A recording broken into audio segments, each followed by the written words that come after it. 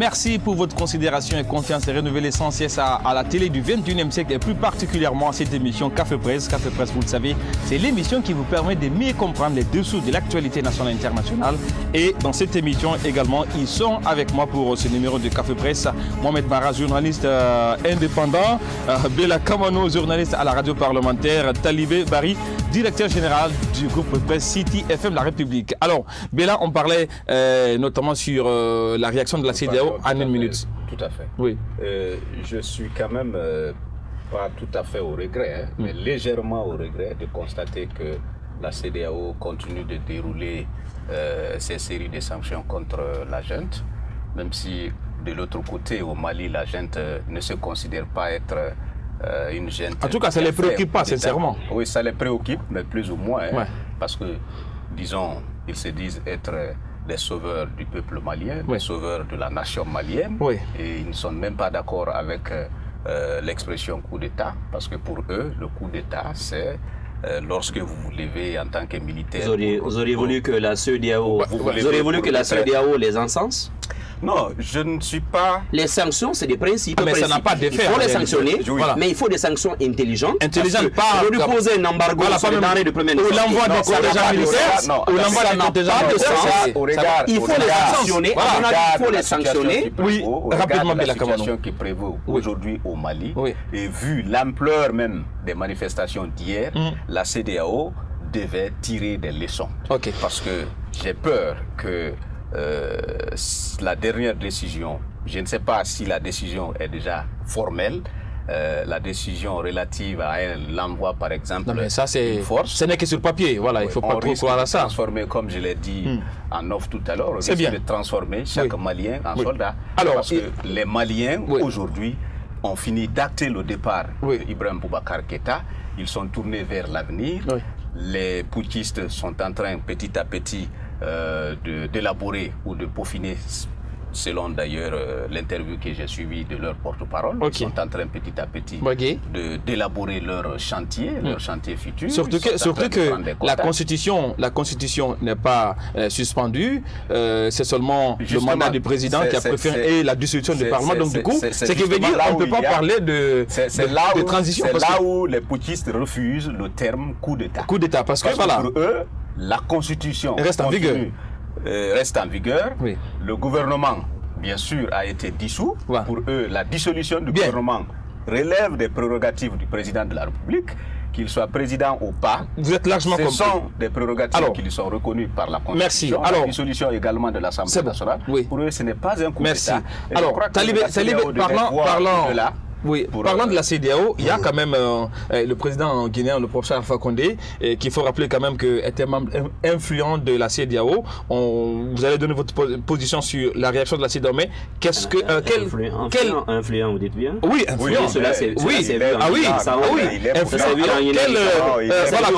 comment est-ce que vous avez interprété le discours du président de la République lors de cette conférence télévisée entre chefs d'État? C'est lui qui a été on se suit, s'il vous plaît, on se suit. Écoutez, Alpha Condé qui dit qu'on doit remettre IBK, notamment on doit permettre à IBK de terminer son mandat. Il passe à sa situation.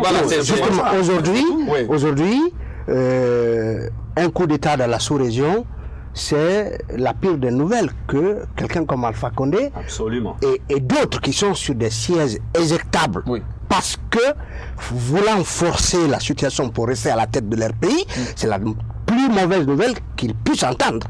Que Alpha Condé veille que le Mali soit sanctionné à l'extrême, qu'Alpha Condé veille que son poulain IBK soit rétabli dans ses fonctions. Tout cela, c'est bien beau. Mais ce n'est pas réaliste. Hier, je suivais un média international qui parlait de dissension entre les chefs d'État. On parlait du camp des réalistes et du camp des durs. Oui, il y a le Sénégal et le Burkina. Écoutez, et les deux durs, et on sait pourquoi ils sont durs, c'est Alpha Condé et Alassane Ouattara. Aujourd'hui, je pense que cette CEDEAO devrait connaître une mutation profonde. Je rappelle que depuis 2000, au lieu que ce soit depuis 2000, CEDEAO, depuis 2000, justement, le slogan de la CEDEAO, c'est de la CEDEAO des États à la CEDEAO des peuples. Et aujourd'hui, même la notion de CEDEAO des États, elle est discutable parce qu'on a l'impression que ce sont des chefs d'État qui développent des axes d'amitié interpersonnelle et qui se défendent entre eux en tant que chefs d'État dans des conditions de gouvernance que tout le monde connaît. Attendez, je sais que je dis, c'est comme si, lorsque vous parlez ainsi, je parle ainsi, la CEDEAO, un agenda politique. La CEDEAO a plusieurs agendas, mais là où nous parlons politique ici, et la politique, il y a eu coup d'État au Mali. Et la politique, oui, il y a eu coup d'État au Mali. Non, aujourd'hui, vous le savez, autant en Afrique qu'ailleurs, le politique draine tout. Voilà. Le problème aujourd'hui, c'est la gouvernance politique d'abord à la tête de nos États pratiquée par ces chefs d'État.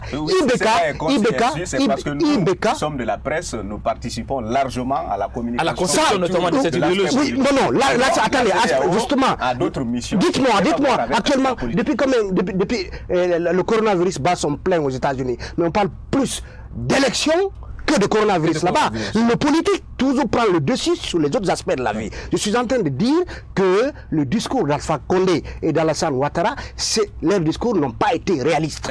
Ils ont laissé parler. Macky Sall ne cherche pas un troisième mandat. Macky Sall, pour le moment, vous ne pouvez avec pièce à conviction à l'appui, accuser Macky Sall de vouloir d'un troisième mandat. Vous ne pouvez pas le faire. Je suis en train de dire... Macky Sall, la ligne de Macky Sall. Macky Sall, quelle est la ligne de Macky Sall? Monsieur Bella, quelle est la ligne de Macky Sall?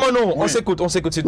Macky Sall, il n'écarte pas l'éventualité de sanctions, mais des sanctions allégées. Ils sont plus favorables à l'accompagnement de la junte du Mali pour que le Mali sorte de cette crise. Ça, c'est un aspect. Mais il y a un autre aspect qu'il ne faut pas perdre de vue dans le cas malien. Le cas malien, ce n'est pas une affaire du simple bon vouloir d'un Alpha Condé ou d'un Alassane Ouattara. Le Mali, aujourd'hui, c'est un territoire qui accueille des armées étrangères, y compris, par exemple, l'armée française, et des experts militaires d'autres pays étrangers. Et donc, le Mali ne peut pas être laissé au sort, à la seule appréciation d'Alpha Condé ou d'Alassane Ouattara. Donc, aujourd'hui, vous avez vu le décalage qu'il y a entre la position de la CEDEAO et la France. La France a pratiquement pris acte. La France a pratiquement consommé le coup d'État au lendemain même de l'arrestation de IBK. Donc aujourd'hui, écoutez, vous ne verrez aucune institution internationale encourager ou applaudir d'eux-mêmes pratiquement un coup d'État. C'est de l'ordre des principes, que de condamner un coup d'État. Mais tout le monde savait que la situation était suffisamment volatile au Mali et la solution de cosmétique proposée par la CEDEAO, qui demandait que les 30 députés qui faisaient l'objet de contestation, que ce qui soit, alors qu'il n'y a même pas dans le cadre légal malien une voie par laquelle on aurait pu passer pour justement pousser ces députés-là à la démission. Donc la CEDEAO elle-même... s'ils démissionnaient, c'est ce que je dis. Les suppléants étaient Justement, donc le Mali, pour terminer, le Mali aujourd'hui, c'est ce qui se passe, c'est que la junte aujourd'hui, elle s'est offerte, comment dirais-je, un bain de foule. Hier, c'est la preuve que les Maliens soutiennent ce qui s'est passé et qu'on devait plutôt aider le Mali à sortir rapidement de cette période de transition pour aller vers les élections libres, crédibles et transparentes. L'erreur qu'il ne faut pas commettre, c'est bien évidemment, on a vu avec le cas guinéen, le coup d'État de la junte. Au départ, il y a un discours rassurant, légaliste, nous ne sommes pas venus pour passer le temps au pouvoir, et par la suite, vous le savez, le pouvoir, l'appétit vient en mangeant. Aujourd'hui, est-ce qu'il faut croire le discours, notamment tenu par les militaires? Est-ce qu'on peut le croire?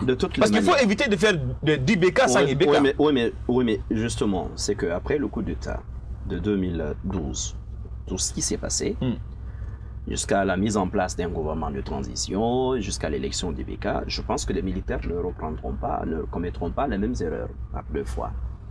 Mais je pense que ce qu'il faudrait pour le Mali très rapidement, c'est que les militaires se dessaisissent de l'exercice au quotidien. C'est ce qui est en train d'être fait parce qu'ils annoncent une transition. Justement, il faut une transition civile. Un président il faut une transition civile avec un président civil et que le comité militaire qui est mis en place, si vous voulez, soit une sorte de garde-fou pour éviter les dérives. Et qu'on s'assure donc que les prochaines élections qui auront lieu, simplement, parce que maintenant il faudra aller sûrement vers des élections, si vous voulez, générales. Générales, oui.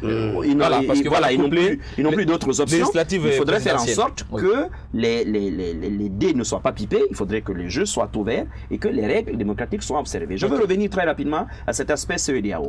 Vous parlez de CEDEAO, des États au-dessus. Je dis que c'est la CEDEAO de quelques chefs d'État. N'oubliez pas aussi, il y a une sorte d'hypocrisie dans cette histoire. C'est quand même les chefs d'État des pays francophones qui se font entendre.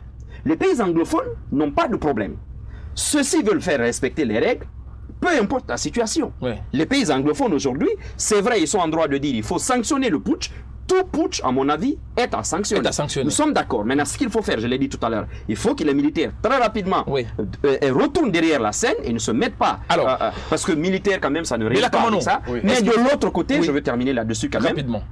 Une CEDEAO qui n'a pas réussi à infléchir la position du Nigeria, qui a fermé ses frontières au Bénin, depuis combien de mois? Dites-moi que ça, c'était une CEDEAO des peuples. Donc, si tout à l'heure, vous disiez qu'il y avait l'économie, il y avait d'autres choses, mais même entre les États, les frontières restent ce qu'elles sont. La grosse interrogation. Tout simplement. Voilà. Donc, aujourd'hui, les mesures d'air qui sont prises sont plus en faveur d'Ibeka que les Maliens. Comment pouvez-vous demander à ce que quelqu'un qui est déjà en Bastille et à Kati, qu'il soit remis en selle? Ça n'a pas de sens. Je pense plutôt que ça n'a pas de sens aujourd'hui. Le collège des chefs d'État. Il faut, oui, mais de quelques-uns. Je rappelle qu'au départ, des personnes quand même comme Youssoufou, c'était fortement fait entendre pour une option. En Guinée, Alpha Condé qui se fait entendre aujourd'hui. Je vous rappelle que ce même Alpha Condé a quasiment conduit ici les délégations de la CEDEAO qui sont venues en Guinée. Vous semblez l'avoir oublié. On va parler combien de fois il a été difficile de l'amener à reporter son fameux coup d'État à lui aussi, le 22 du 15 au 22 mars. Non, mais c'est vous qui l'appelez ainsi, ça a été validé par le Congrès. Alors Bella Kamano, il y a un comité national pour le salut du peuple désormais qui est dirigé par un jeune qui a la quarantaine, notamment Assimi Koïta. Alors, il y a eu ce discours rassurant en ce qui concerne notamment la suite de l'évolution de la situation au Mali. On annonce une transition. Est-ce que vous croyez également à ce discours des militaires? Bon, je dirais, ou je l'appellerai d'ailleurs, pas discours, mais plutôt une déclaration de justification de la prise du pouvoir. Et ce qui a été dit, en tout cas, c'est déclaré dans... Il y a une dose de possibilité de le croire, parce que si vous voyez la façon dont le coup d'État a été opéré, on peut dire quand même qu'il n'y a pas eu de fusil de sang, le président lui-même a rendu sa démission. Donc du coup, et cette fois-ci, contrairement aux autres coups d'État, ce n'est plus les sous-officiers. Là, on parle vraiment de la crème de l'armée malienne. Tout à fait. Je crois que cette déclaration de justification de la prise du pouvoir a presque ramassé toutes les revendications des manifestants qui sont conduits par l'imam Diko. Vous savez que dans cette déclaration, on a eu à évoquer plusieurs sujets. Des sujets que nous pouvons résumer en 3. Des sujets d'ordre politique, des sujets d'ordre social et des sujets d'ordre économique. À côté, on peut greffer peut-être les sujets d'ordre sanitaire. Parce que nous sommes dans un contexte... Surtout sécuritaire, tout à fait, pour le Mali. Donc, tout a été pratiquement pris en compte. Alors, je me dis, lorsque vous avez, dans une déclaration, pris en compte toutes les préoccupations des populations, vous êtes forcément applaudi. Mais il reste à savoir maintenant comment est-ce que cette junte, composée de jeunes officiers qui ont fait de brillantes études et qui, certains d'entre eux sont d'ailleurs au front, certains comme celui qui a été présenté comme le chef de file, Assimi Koïta, gère une zone, on peut l'appeler comme zone, un officier. Comment ces jeunes vont pouvoir bâtir tous ces chantiers? Est-ce qu'on peut le croire? C'est la question. Est-ce qu'on peut le croire? Justement, pour les croire, il faut d'abord se poser la question de savoir comment est-ce qu'ils font. Non, mais ça donne l'impression comme ça a été un coup d'État bien ficelé, bien réfléchi. Voilà, c'est...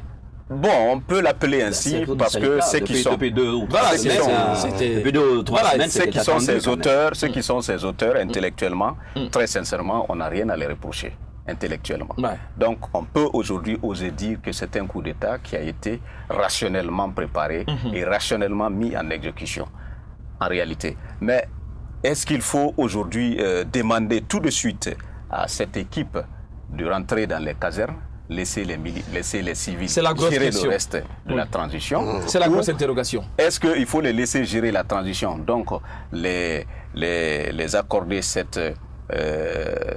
comment on peut l'appeler? Le bénéfice de doute.